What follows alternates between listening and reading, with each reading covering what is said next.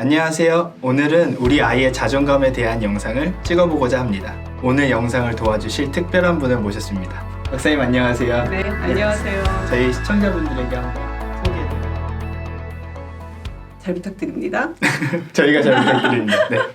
저희가 유튜브를 처음 개설을 하면서 진행했을 때 처음에 이제 홍성남 신부님이 나오셨거든요. 네. 그때 홍성남 신부님께서 하셨던 이야기 중에 자존감에 대한 부분을 굉장히 많은 분들이 공감을 하시더라고요. 네. 제 지인도 그 영상을 보고 나서 내가 얼마나 자존감이 없는 사람인지를 느끼게 됐다고 하면서 한 가지 걱정이 생겼다고 해요. 자기가 자녀를 키우고 있는데 내가 어렸을 때 자존감이 없게 컸던 것 같은 기억들이 나니까 우리 아이도 내 자녀도 자존감이 없는 채 살아가는 건 아닌가라는 걱정이 생겼다고 합니다. 근데 이 부분이 그 제 지인뿐만 아니라 아마 자녀를 키우는 네네. 모든 부모님들에게 해당되는 고민이지 않을까 싶어요. 네네. 오늘 박사님께서 이러한 부모님들에게 우리 아이의 자존감은 어떻게 형성되고 또 아이들이니까 저희가 높은지 낮은지 자존감이 있는지 없는지 잘 모르잖아요. 집에서 부모님들이 아이의 자존감에 대해서 한번 측정해 볼 수 있는 방법에 대해서 소개해 주시면 좋을 것 같습니다. 네네. 다양한 어떤 도구들이 있어요. 지난번에 소개를 했던 것처럼. 네네. 저희 자존감 테스트 영상에서 체크리스트가 있잖아요. 그래서 그 대상별로 이제 많이 연구들을 했기 때문에 대상별로 활용할 수 있는 어떤 도구들이 있습니다. 아이들에게 맞춘. 네네네. 에릭슨이라는 심리사학자들이 분류하는 연령대가 있긴 한데 그 연령대로 구분을 했을 때 3세에서 6세 정도의 그 연령대는 저희가 보통 유아라고 표현을 합니다.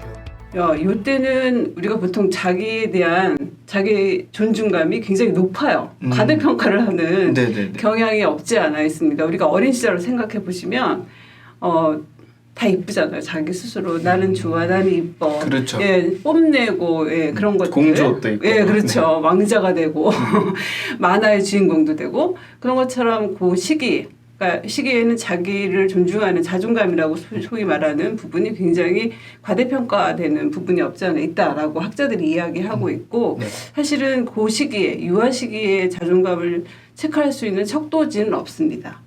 테스트가 불가능한. 왜냐하면 이제 그 시기는 인지 능력이 확실히 정립됐다라고 말하기가 어렵다. 최근에 워싱턴 주립대에서 연구한 결과가 하나 있더라고요. 5세 그 아이들을 대상으로, 그러니까 유아들을 대상으로 자존감 체크를 하는 부분이 있었는데 이제 실험을 통해서 관찰을 통해서 자존감을 체크하는 이제 그런 활동들이 있었고요.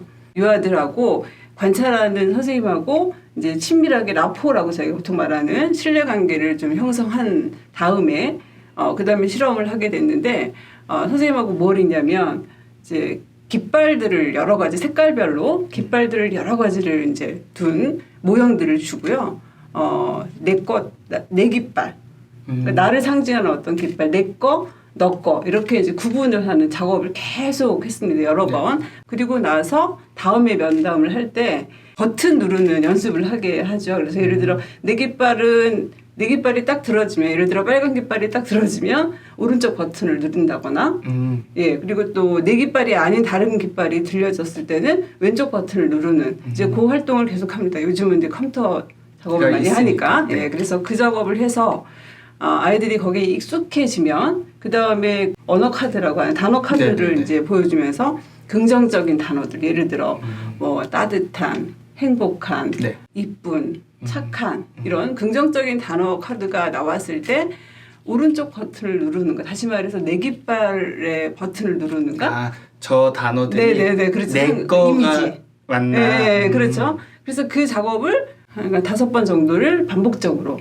실행을 합니다. 그래서 나쁜 단어들 예를 들어 뭐 못된, 무서운, 또 사나운, 싫은 이런 그런 단어들을 보여줬을 때 내 버튼을 누르는지 내 깃발의 버튼을 누르는지 혹은 다른 사람 너의 깃발의 버튼을 누르는지를 가지고 자존감을 체크했습니다. 워싱턴 주립대에서 이제 연구한 결과를 보면 5세 정도가 되면 성인과 유사한 어떤 자존감이 형성되는 것 같다라고 이번에 이제 결과를 물론 발표했어요. 그러나 이거를 일본화하기에는 역시 지난번에도 말씀드린 것처럼 우리나라에도 적용을 해봐야 될 것이고 우리나라에서도 그런 이미지를 이해하는지에 대한 연구들은 좀 꾸준히 해봐야 될 거라고 봅니다.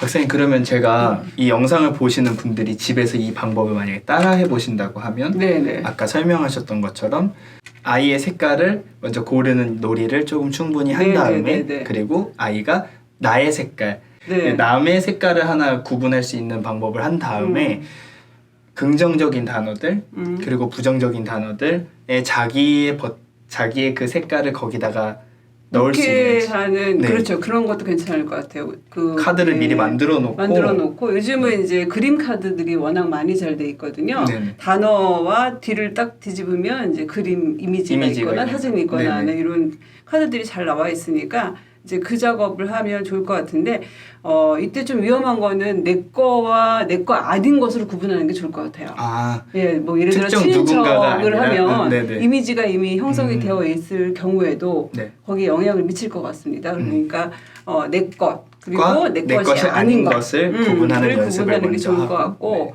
네. 그리고 이제 여기서는 그 실험에서는 버튼을 그러니까 네. 어떤 기계를 기기를 사용했지만 사용했지만 저희가 집에서 간단하게 할 수 있는 방법 중에는 바구니를 뭐 양쪽으로 둔다거나 네. 혹은 주머니를 둬서 거기에 이제 자기 이미지를 상징하는 거를 놓게 한다거나 네. 하는 이런 작업도 괜찮을 것 같아요. 그러면 저번에 저희가 자존감 테스트에서 박사님께서 지금 긍정적인 측면이 더 강하다, 부정적인 측면이 더 강하다 이렇게 네, 설명을 네, 네, 해주셨는데 네. 우리 아이가 자존감이 높다, 낮다, 몇 점이다, 뭐 빵점이다 이렇게 할 게 아니라 뭐 긍정적인 단어가 많이 담겨 있다면 우리 아이가 지금 현재 자존감이 좀 긍정적인 상태로 그렇죠. 잘 네네. 형성되어 있다 정도, 네.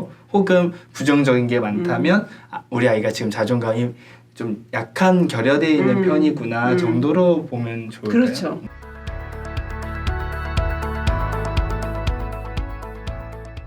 자존감에 예를 들어 아이가 너무 많은 그 나쁜 단어, 이미지가 안 좋은 단어들을 부정적인 단어들을 많이 그 바구니에 담았다 해서 실망하거나 뭐 혹은 이제 어머니들이 많이 또 그런 것들을 하시잖아요. 그거 말고 저거 뭐 이렇게 옆에서 네. 한다거나 이런 활동들은 객관성을 좀 떨어뜨리니까 오히려 그런 활동을 할 때는 굉장히 룰을 지켜서 하는 게 좀 도움이 되지 않을까 싶습니다. 네. 유아들은 이런 방법, 관찰의 방법을 썼다면 네. 학교를 좀 다니고 네, 아동. 사고를 할 수 있는 아동기에 있는 자녀들은 네, 네. 아까 테스트를 할 수 있다고 하셨는데 네, 네. 그 테스트에 대해서 설명을 좀 부탁드립니다. 이제 7세 이상 학동기라고 저희가 보통 표현하고 아동이라고 표현을 네. 합니다. 이 시기에는 지난번에 저희가 소개해드렸던 로젠버그의 어떤 척도, 10문항짜리 척도가 똑같은 있어요. 건가요? 똑같진 않아요. 그래서 그래서 이제 그런 척도를 활용하면 된다라고 이야기하고 있고 역시 제가 지금 소개해드릴 요 척도도 미국에서 이제 개발은 됐지만 우리나라의 여러 연구자들이 초등학교 재학 중인 학생들과 청소년들을 대상으로 계속 연구한 결과들을 모아서 신뢰도가 확보된 이제 이러한 척도입니다. 근데 지난번에 로젠버그는 굉장히 짧았잖아요. 10문항. 네. 아동을 대상으로 하는 문항은 좀 길어요. 몇 문항 정도 될까요? 32문항.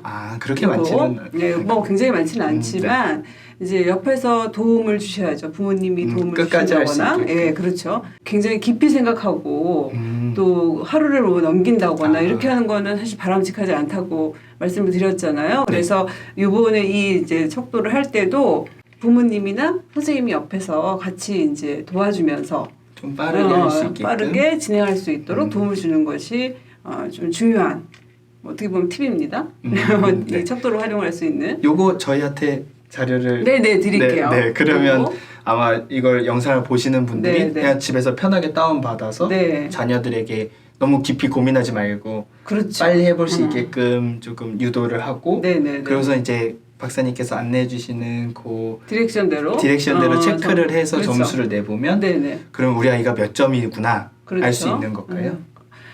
몇 점이구나를 이제 알 수 있게 되고 네. 역시 경향성으로 점수가 낮네, 자존감이 떨어졌네 이렇게 하면 지난번에 왜 크리스가 굉장히 실망한 것처럼 예, 저 역시도 그때 미국에서 연구한 그 척도지를 활용했을 때는 자존감이 왜 이렇게 됐지?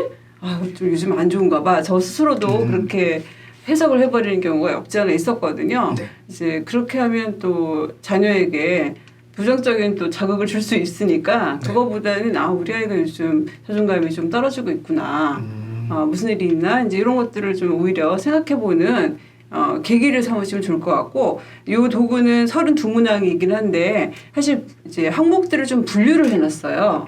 그래서 오히려 왜 요즘 아이들 좀 특징들이 있잖아요. 자녀들이 학교 생활에 충실한 아이가 있고 학교를 가는 걸 즐겨하는 아이들이 있고 네네네. 또 학교를 가는 것보다는 또래들과 노는 걸 좋아하는 아이, 뭐 또 집에 있는 걸 너무 좋아하는 아이들 네. 등등 이렇게 분류를 할 수 있는데 그 항목들을 조금 번호로 분류를 해놨습니다. 그래서 그 항목들을 오히려 합산해서 가정 내에서의 자존감, 또 학교 내에서의 자존감 이런 것들을 따로따로 좀 볼 수 있는 어떻게 보면 문항은 32문항이긴 하지만 저희들이 세부적으로 내용을 확인할 수 있는 또 그런 좋은 장점들이 있습니다. 되게 디테일한 테스트라고 네네네. 저희가 생각을 네. 하면 되겠네요. 네네. 이렇게 요 방법 2가지 정도면 우리 아이들의 자존감이 어느 정도 형성되어 있는지 좀 그렇죠. 말씀을- 예, 네. 대략적으로는 좀 파악이 될 것 같고,